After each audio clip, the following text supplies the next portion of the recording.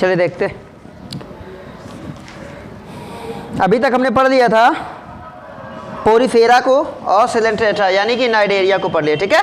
अभी हमारे बचे हुए हैं, अब बचा है आपका टिनोफोर, ठीक है। हम जानते हैं टिनोफोर क्या होता है। पोरीफेरा हम समझ गए, वे जीव जिन्हें हम अस्पंजी बोलते हैं। क्या बोलते हैं? अस्पंज, मतलब जिनके शरीर में जगह जगह क्या पाए जाते हो, छिद्र पाए जाते हो, और वो समुद्री होते हैं, ठीक है। देखो तीन चार चीजें वो कॉमन है, वो सब में याद रखना जरूरी है आपको। शरीर का संगठन कैसा है, ठीक है, शरीर कैसा है तो याद रखेंगे पहले से लेके। पहले का मतलब क्या है? पोरीफेरा, ठीक है, सिलेंट्रेटा यानी कि नाइडेरिया, इसके बाद आपका बचा टिनोफोर, ठीक है, इसके बाद आपका है प्लेटीहेल्मिन्थीज। प्लेटीहेल्मिन्थीज से जो शुरू होता है शरीर का, मतलब शरीर जो बनना, वो प्लेटीहेल्मिन्थीज से शुरू होता है अंग का। आपने पढ़ा है कि शरीर 3 कैटेगरी में बनता है ना। हालांकि कई होते हैं, लेकिन हम जानते हैं कि कुछ जीव होते हैं जिनका शरीर कोशिकीय स्तर का होता है, कुछ जीव होते हैं जिनका शरीर ऊतक स्तर का होता है, इसके बाद अंग का स्तर का होता है, फिर अंग तंत्र स्तर का होता है, ठीक है। लेकिन आप एक बात याद रखना कि पोरीफेरा से लेके प्लेटीहेल्मिन्थीज तक के जीव, हाँ, हालांकि प्लेटीहेल्मिन्थीज को छोड़ ही दीजिए, क्योंकि प्लेटीहेल्मिन्थीज से ही ऊतक स्तर का यानी कि अंग स्तर का जो शारीरिक संगठन होता है वो शुरू होता है। तो हम बात करते हैं टिनोफोर को। क्या खासियत होती है, पहले इसके बारे में जान जाए। तो टिनोफोर की सबसे खासियत होती है कि ये समुद्र में जहां होते हैं ये प्रकाश उत्पन्न करते हैं। समझ रहे हैं?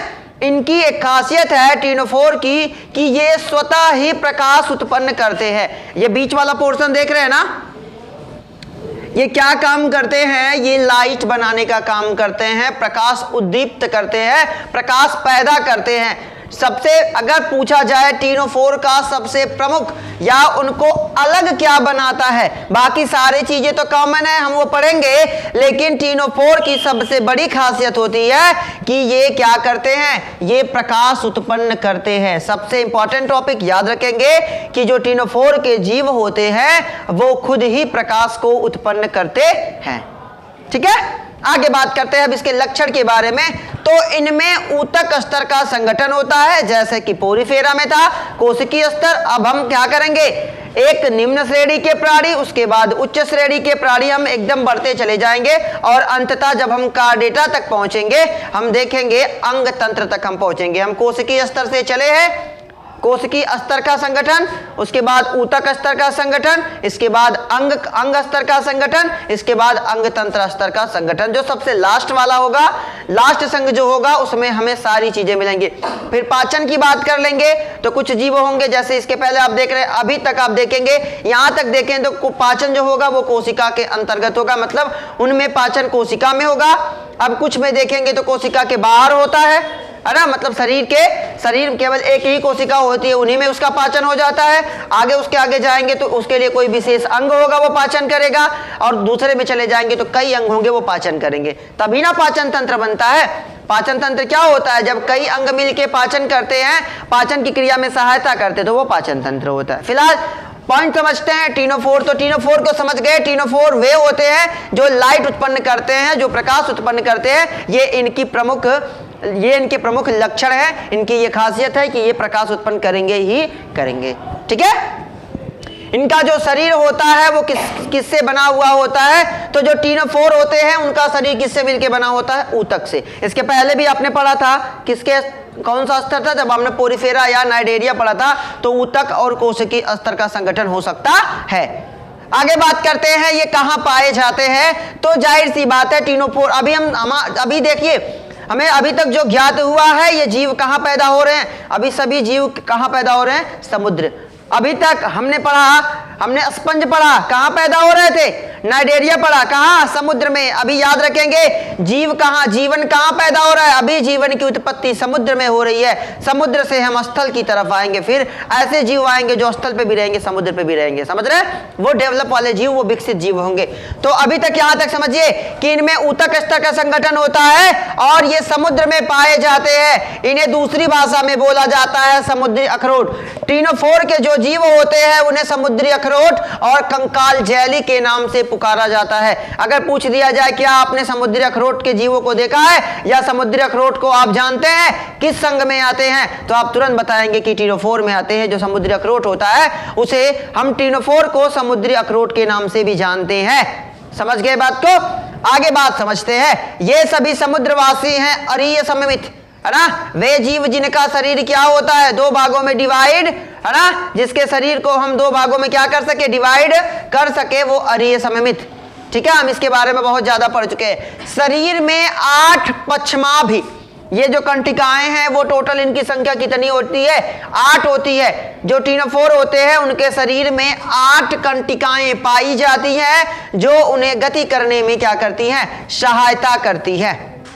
ठीक है, क्या करती हैं, ये गति करने में सहायता करती हैं। आगे बात करते हैं पाचन अंतःकोशिकी एवं अंतराकोशिकी। पॉइंट टू बी नोटेड, है ना, पॉइंट को नोट करके रखे कि पाचन अंतःकोशिकी, ऐसा पाचन, हम लोगों में पाचन कैसा, हम लोगों में दोनों पाचन होता है, अंतःकोशिकी कोशिका के, है ना, हालांकि जो हमारा मुंह है वो हमारे शरीर में है, तो यहाँ पे तो इसका मतलब कई कोशिकाओं के समूह के अंदर, और फिर इसके बाद जाएगा कोशिका के अंदर, है ना। कोशिका मिलके जिस अंग को बना रही, मान लेते ये हमारा मुंह, इसके अंदर पाचन हो रहा है तो कोशिकाओं से घिरी हुई जगह उसके अंदर पाचन होगा, फिर बाद में कोशिका में जाएगा पाचन। समझ रहे हैं ना। तो जो ये जीव होते हैं, इसके पहले हमने पढ़ा था कोशिका में पाचन हो रहा था, लेकिन अब हम डेवलप जैसे जैसे विकास करेंगे हम देखेंगे उसके लिए विशेष अंग बनते चले जाएंगे।